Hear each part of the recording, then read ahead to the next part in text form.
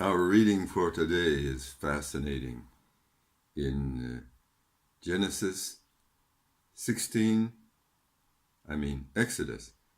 16, 17, and 18.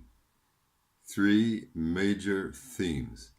Some things that are old and some that are, to me, practically new. In Genesis 16, it's the miracle of the manna. God provides food. And I really hadn't connected before the text from this chapter that is quoted in 2 Corinthians 8, where in those chapters, 7, 8, and 9 of 2 Corinthians, Paul is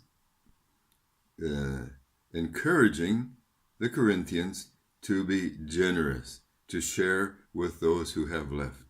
That's a good thing to read along with these three chapters of Exodus.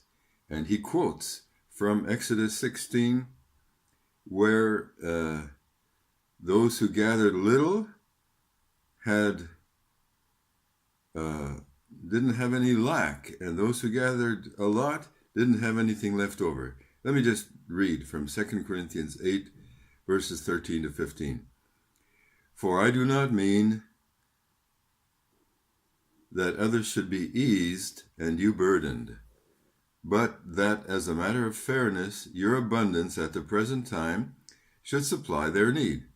So he's talking about fairness, so that their abundance may supply your need, that there may be fairness. As it is written, whoever gathered much, and this is from Exodus 16, had nothing left over, and whoever gathered little had no lack. So God is teaching right from the start, as they leave Egypt, the importance of equality, of sharing, of not hoarding things. All that comes into that chapter. And there's the miracle of the worms that don't like people to save things until for the next day, when God has promised enough for the next day. So that's in Exodus chapter 16, which to me was something new, a new thought.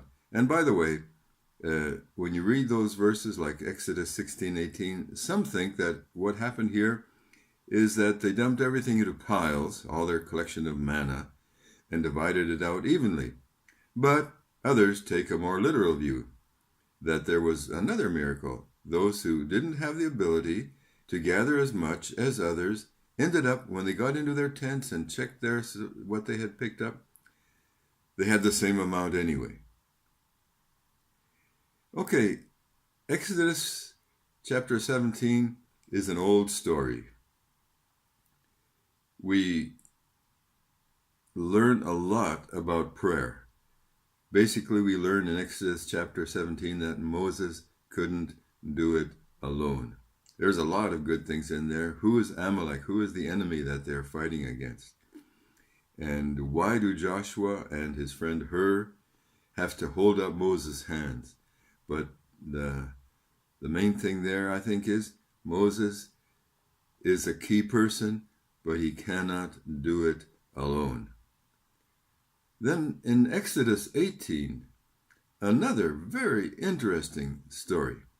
Jethro, his father-in-law, comes to see him with his wife and kids who had gone back for a visit to their father's place.